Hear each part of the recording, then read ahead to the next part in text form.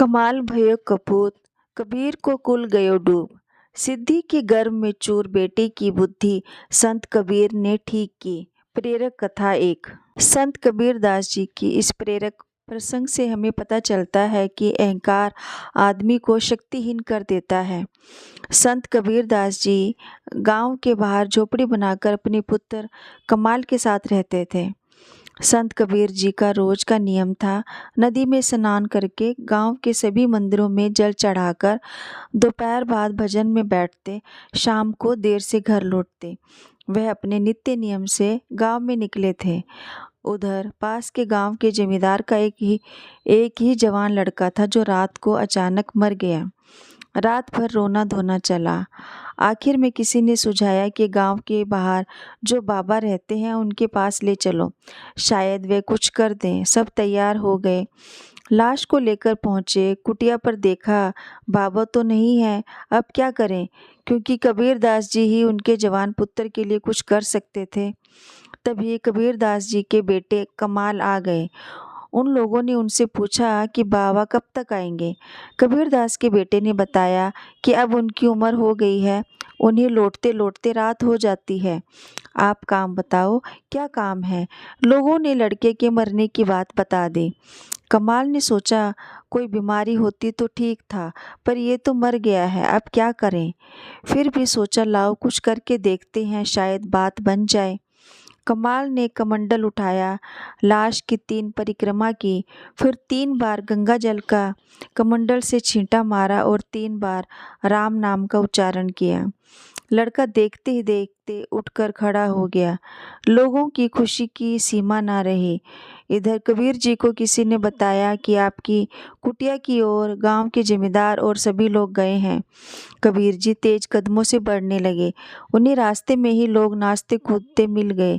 कबीर जी कुछ समझ नहीं पाए। आकर कमाल से पूछा क्या बात हुई। तो कमाल तो कुछ और ही बताने लगा।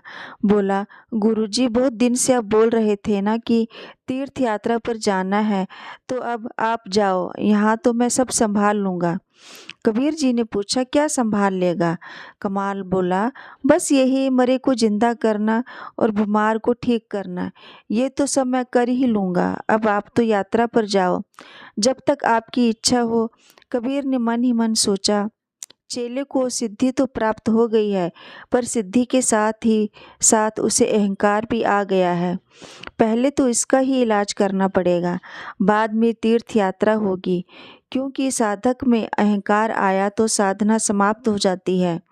कबीर जी ने कहा ठीक है, आने वाली पूर्णमासी को एक भजन का आयोजन करके फिर मैं निकल जाऊंगा यात्रा पर। तब तक तुम आसपास के 2-4 संतों को मेरी चिट्ठी जाकर दे आओ। भजन में आने का निमंत्रण भी देना। कबीर जी ने चिट्ठी में लिखा था, कमाल भयो कपूत, कबीर को कुल गयो डूब। कमाल चिट्ठी लेकर गया एक संत के पास। उनको चिट्ठी दी। चिट्ठी पढ़ के वे समझ गए। उन्होंने कमाल का मन टटोला और पूछा कि अचानक ये भजन के आयोजन का विचार कैसे हुआ। कमाल ने अहंकार के साथ बताया, कुछ नहीं गुरुजी, लंबे समय से तीर्थ पर जाने की इच्छा थी, अब मैं सब संभाल ही लेता हूँ। तो मैंने उन्हें कहा कि अब आप यात्रा पर जाओ, तो वह जा रहे हैं और जाने से पहले भजन का आयोजन है। संत दोहे का अर्थ समझ गए। उन्होंने कमाल से पूछा, तुम क्या क्या कर लेते हो। तो बोला, यही मरे को जिंदा करना और बीमार को ठीक करना जैसे काम। संत ने कहा, आज रुको और शाम को यहाँ भी थोड़ा चमत्कार दिखा दो। उन्होंने गांव में खबर करा दी। थोड़ी देर में 200-300 लोगों की लाइन लग गई, सब नाना प्रकार की बीमारी वाले। संत जी ने कमाल से कहा, चलो इन सब की बीमारी को ठीक कर दो। कमाल तो देख के चौंक गया, अरे इतने सारे लोग हैं, इतने लोगों को कैसे ठीक करूं, ये मेरे बस का नहीं है। संत जी ने कहा, कोई बात नहीं, अब ये आए हैं तो निराश लौटाना ठीक नहीं, तुम बैठो। संत जी ने लोटे में जल लिया और राम नाम का एक बार उच्चारण करके छींट दिया। एक लाइन में खड़े सारे लोग ठीक हो गए। फिर दूसरी लाइन पर छींटा मारा, वह भी ठीक हो गए।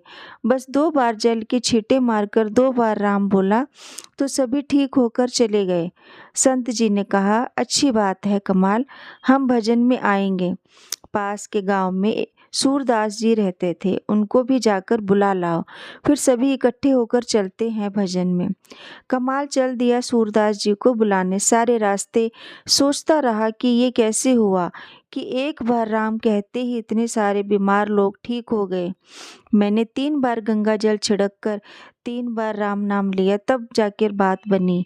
यही सोचते सोचते सूरदास जी की कुटिया पर पहुंच गया। जाके सब बात बताई कि क्यों आना हुआ।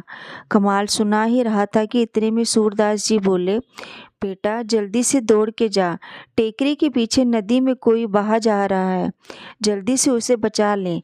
कमाल दौड़ के गया, टेकरी पर देखा तो नदी में एक लड़का बहा जा रहा था। कमाल नदी में कूद गया और लड़के को बाहर निकाल कर अपनी पीठ पर लाद के कुटिया की तरफ चलने लगा। चलते चलते उसे विचार आया कि अरे सूरदास जी तो अंधे हैं, फिर उन्हें नदी और उसमें बहता लड़का कैसे दिख गया। उसका दिमाग सुन्न हो गया। लड़के को भूमि पर रखा तो देखा कि लड़का मर चुका था। सूरदास ने जल का छींटा मारा और बोला, रा। तब तक लड़का उठ के चल दिया। अब तो कमाल अचंभित थी कि अरे इन्हें तो पूरा राम भी नहीं बोला, खाली रा बोलते ही लड़का जिंदा हो गया। तब कमाल ने वह चिट्ठी खोल के खुद पढ़ी कि इसमें क्या लिखा था। जब उसने पढ़ा तो वह समझ में आ गया। वापस आके कबीर जी से बोला, गुरु जी संसार में एक से एक सिद्ध हैं, उनके आगे मैं कुछ नहीं हूँ। गुरु जी आप तो यहीं पर रहिए, अभी मुझे जाकर भ्रमण करके बहुत कुछ सीखने समझने की ज़रूरत है। कथा का तात्पर्य है कि गुरु की कृपा से सिद्धियाँ मिलती हैं, उनका आशीर्वाद होता है तो साक्षात ईश्वर आपके साथ खड़े होते हैं। गुरु गुरु ही रहेंगे। वह शिष्य के मन के सारे भाव पढ़ लेते हैं और मार्गदर्शक बनकर उन्हें पतन से बचाते हैं।